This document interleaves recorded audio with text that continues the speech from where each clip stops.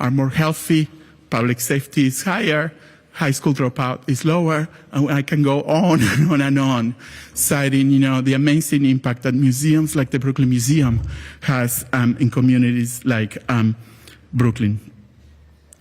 I've been talking a lot about the work we have been doing on the public side. As excited we are to celebrate the announcement today and thank the mayor for really sort of acknowledging the work that the museum has been done for so long. This could not have happened without an amazing, not only dreamer, but actualizer, like the amazing Ann Pasternak.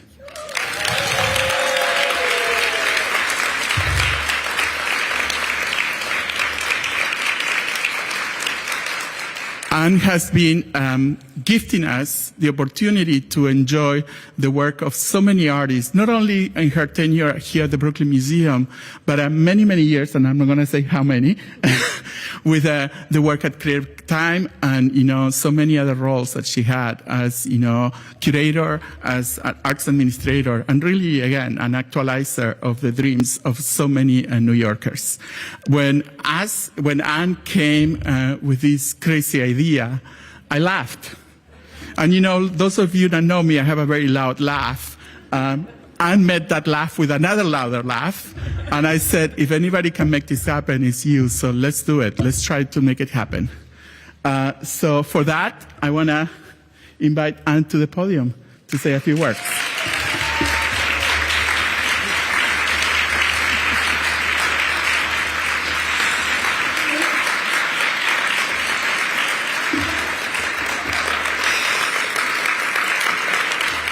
Thank you. I can't believe this day is here, and I'm quite verklempt. You're the third commissioner that I pitched this idea to, and you're the one who made it happen. So thank you, Commissioner Gonzalez.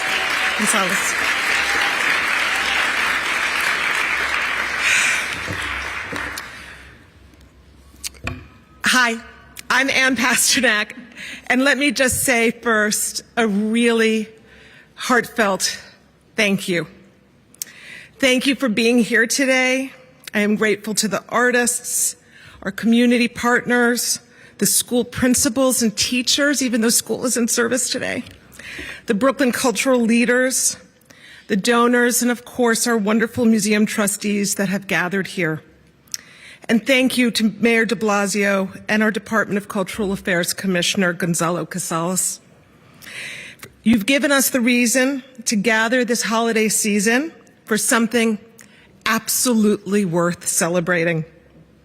Thanks to them, a giant dream of the Brooklyn Museum is coming to life. A dream that will set this mighty, historic institution onto a new path of greatness and advance our trailblazing work for our Brooklyn communities, for New York City, and for the millions of people around the world we reach every year. This gift, which the mayor will announce shortly, is the largest in the history of the Brooklyn Museum.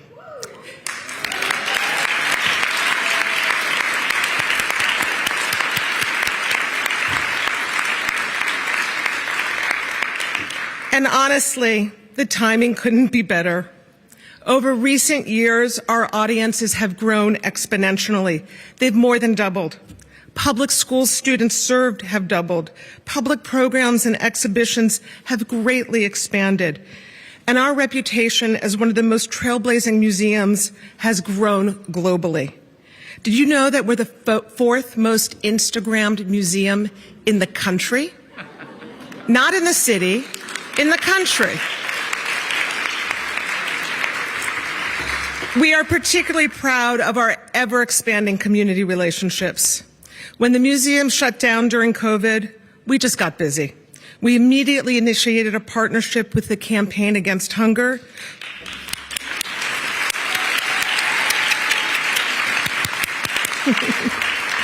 Our favorite.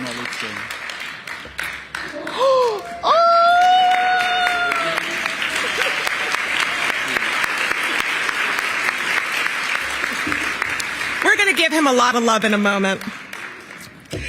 So, we immediately initiated a partnership with the Campaign Against Hunger to provide cases, not meals, but cases of food to our neighbors every week for months. We provided backpacks filled with high-end art supplies for neighborhood children, 3,700 of them.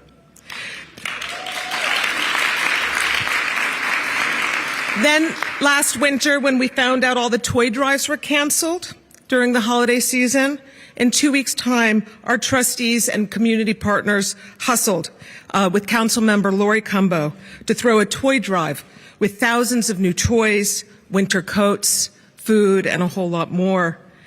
And while others were boarding up, we opened up. We opened up our bathrooms and handed out water to Black Lives Matter activists and supporters. We even brought art outdoors for months on a giant digital screen.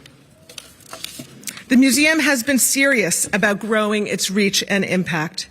And in just a few years, in 2025, we will celebrate our 200th anniversary.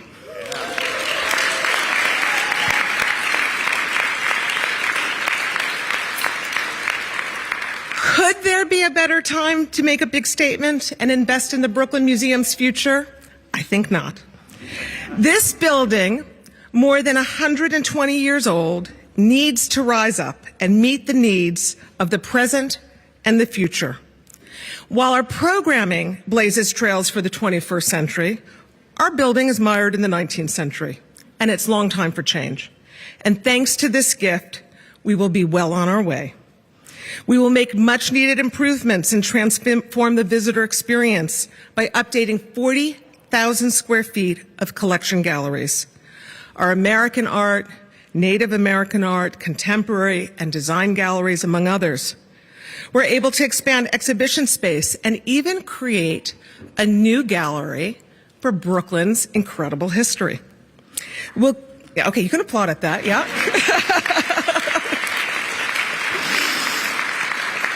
We'll create more space for educational programs and community gatherings and make a huge reduction in the museum's climate impact with all new state-of-the-art building systems.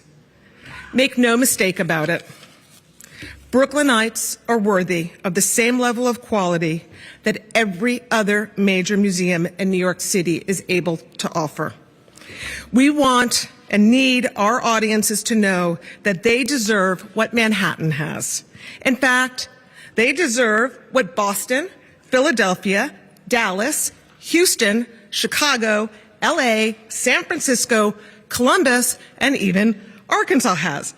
A safe, green, modernized, and gorgeous building worthy of its world-class collections. Brooklyn deserves a museum that tells its citizens they are worthy of the very best, of beautiful and uplifting spaces for celebrating and learning and creating. Brooklyn deserves a museum worthy of its greatness. And thanks to this historic investment in the Brooklyn Museum, we can go further in paving the way for a brighter future for Brooklyn.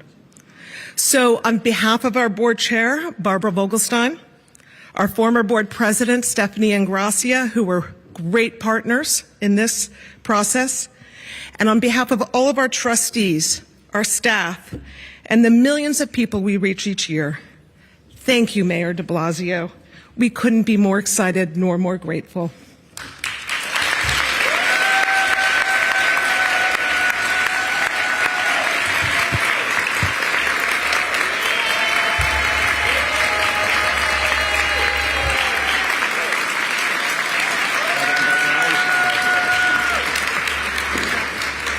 So thank you, Anne. And it's amazing to be in a crowd that I'm the shortest person in the room. So as Commissioner of Cultural Affairs, I know better, and you don't celebrate arts and culture in Brooklyn, let alone in New York City, without having, as part of that celebration, our next guest. Please give it up for Majority Leader and Council Member Lori Cumbo.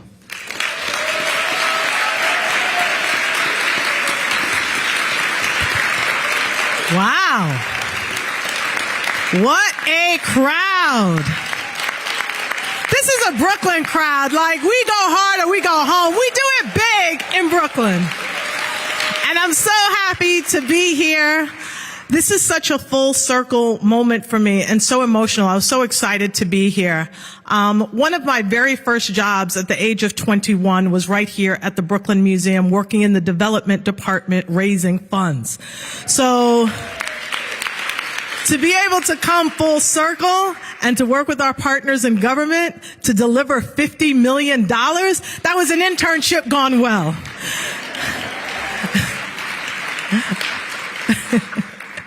So I really want to thank Mayor de Blasio for recognizing what Brooklynites know all along. This is really the People's Museum. This is a space where our children come, where our seniors come, where people come to make different collaborations, friendships, memories. This is really a space that we have dedicated to alternatives to incarceration. This museum really is so much to so many people.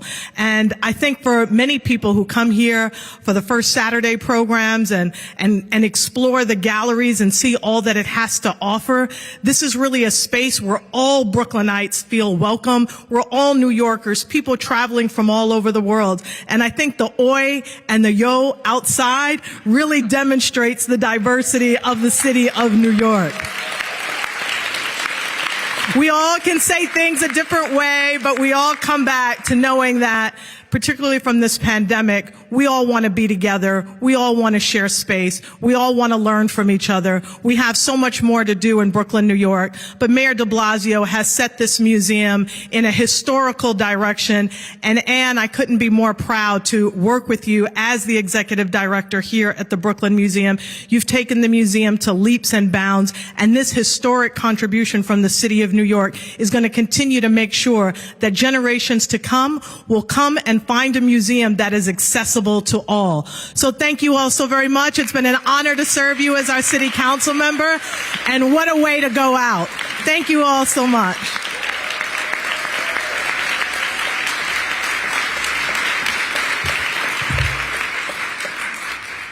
So allow me to get a tiny little personal for my next introduction.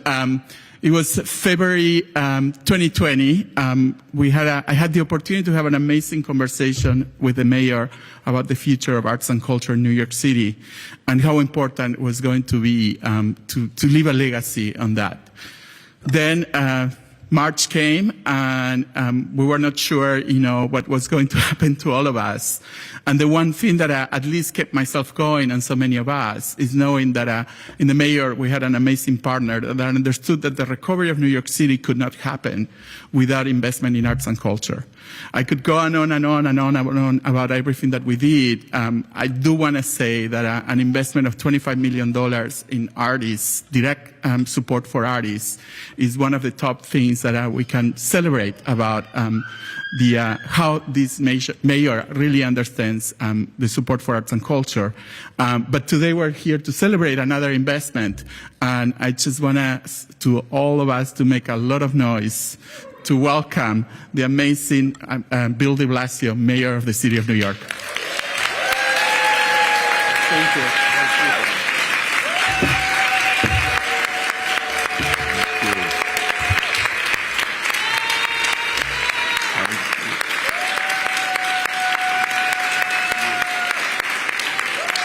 Noisy crowd. I'm impressed. Thank you, everyone. I know I'm in my beloved Brooklyn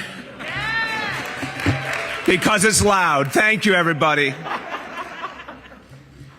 I really want to thank you. I also like this rally style thing you got going with the signs. It's like Anne was talking about the rallies outside. You brought the rally inside. Thank you. And I want to express my love and appreciation for everyone here because you love this place and you love Brooklyn. And you've made something amazing happen, every single one of you. And it's a very emotional moment for me as well, because I see this museum as a sacred space, and I see it as more than a museum. And I want to talk about that and why this was so important to do. But I want to first just do some quick thank yous. Obviously, Gonzalo talked about when we spoke about vision for this city and culture of this city, and I left out the part that, oh, Gonzalo, there's a pandemic expected, because we didn't know that. And he had to take on an extraordinary task of helping this city back and recognizing the fullness of what we could and should and must do for the arts and cultural community, but also what it meant for all of us.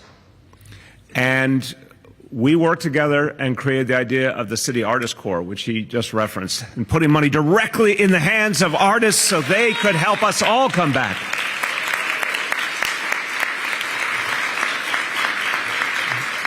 And we borrowed that right out of the New Deal of Franklin Delano Roosevelt. I want to be very clear. But I think this is an idea that has tremendous resonance for the future. I want to urge you all to be messengers of this idea, that there is no reason in the world, our city in particular, shouldn't directly support artists in more and more ways, because it's who we are. This is what we confronted in the pandemic. It was not about economics. Yeah, that's always a factor, but it wasn't about economics in the end. It was about heart and soul and identity. We are the ultimate city of arts and culture. It's who we are. It is how we express our humanity in this most human and literally the most diverse place on earth. Our humanity forward through our artists. And we can never let that slip away. We can never let that slip away. So to everyone at Department of Cultural Affairs, I know it was a labor of love for you. And Gonzalo, thank you for your incredibly soulful relationship. We made that happen. Well done.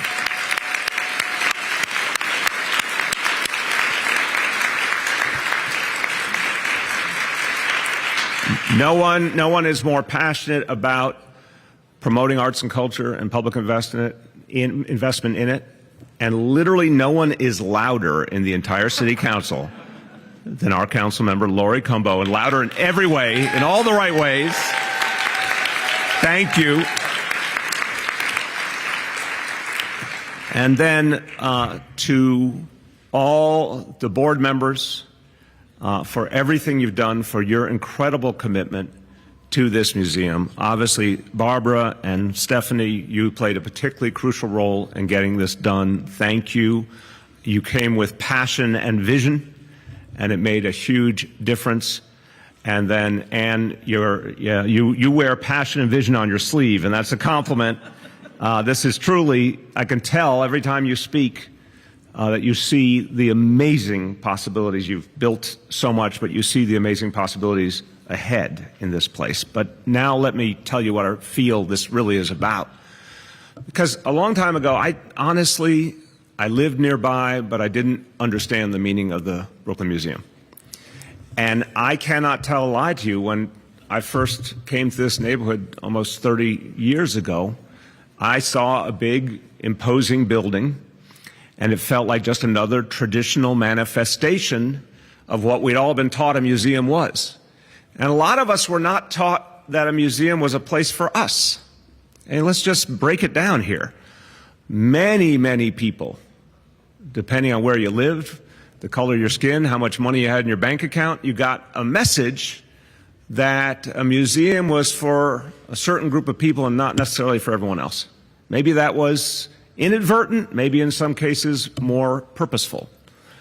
But that's what it felt like to many, many people. And then the Brooklyn Museum, and I started to see this about 20 years ago, really started to break that paradigm and send an entirely different message in a way I think very few cultural institutions have achieved, not only in this city but all over the world. And the message was, everyone come on in. Everyone belongs.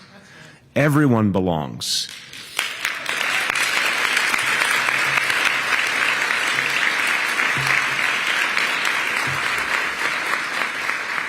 And what I loved about it was there was no diminution of the mission.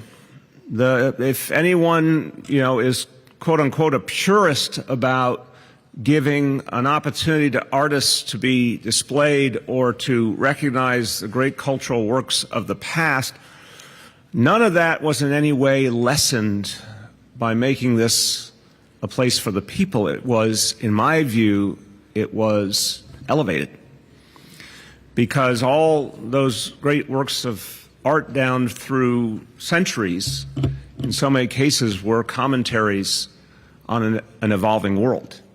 They weren't meant to be, and this sounds kind of stupid, but I'm going to say it, they weren't meant to be museum pieces in the sense of static or unmoving. The artists who created them, whether you're talking about thousands of years ago in antiquity or in the Renaissance or in the last century, the artists were expressing what they saw, what they felt, what they perceived, and always looking to where it would take us.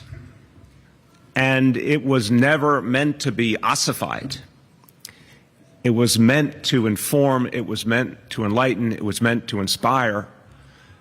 And this place allows that to happen, and allows it to happen for hundreds of thousands of people, including many people who never would have stepped in a museum but for the way you opened up your arms.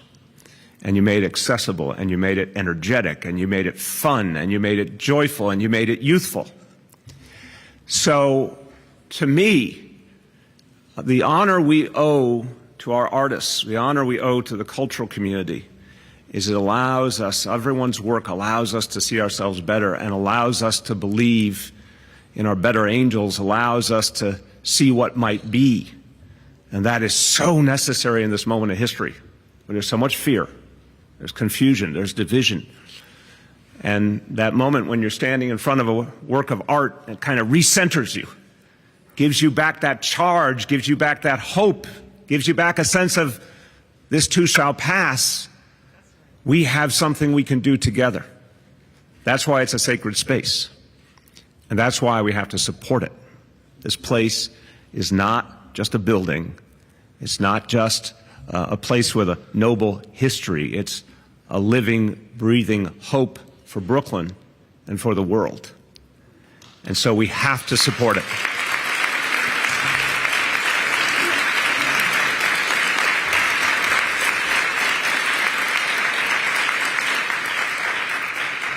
As a Brooklynite, I have to say, and the group that met with us at City Hall shamelessly appealed to my Brooklynite nature. Shamelessly!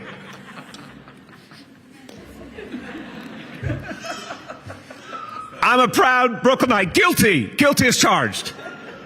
I love my borough.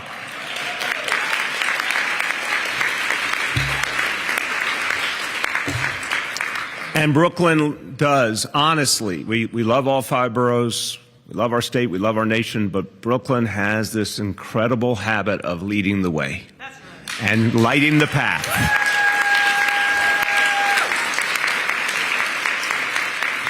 And this is truly one of the places where the spirit of Brooklyn is strongest and where the hope of Brooklyn is brightest. And so I've told you some of the reasons why I love this museum, why I see it as more than anything we ever were taught to think of a museum to be, why it must be preserved, it must be built up, it must be strengthened. Those are some of my reasons. I could give you 50 million more reasons why we need to help the Brooklyn Museum. And Barbara.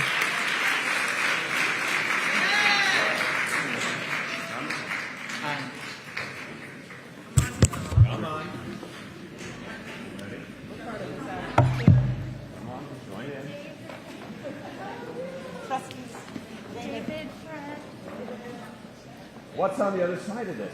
I wonder. Ready, everybody?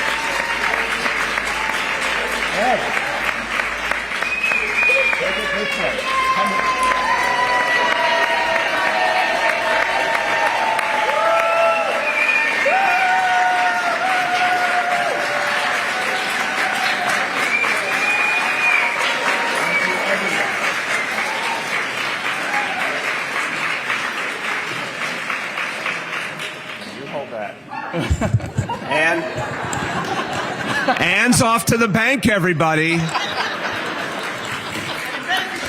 And it better, yes. I'll tell you, one thing I can say about the city of New York, our checks don't bounce. So that's good. But everybody, this is truly well earned. Every single person here, whether you're a board member, whether you're someone who works at the museum, whether you've ever been a part of supporting a museum, everyone, you earned this because you had incredible vision and you bring it to life every single day. Thank you. Thank you.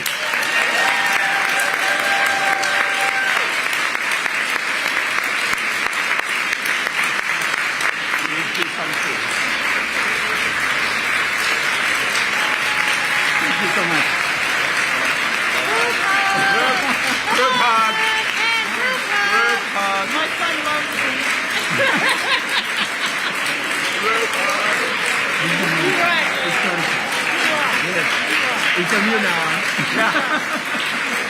One of the greatest conferences ever, and it's all worth it.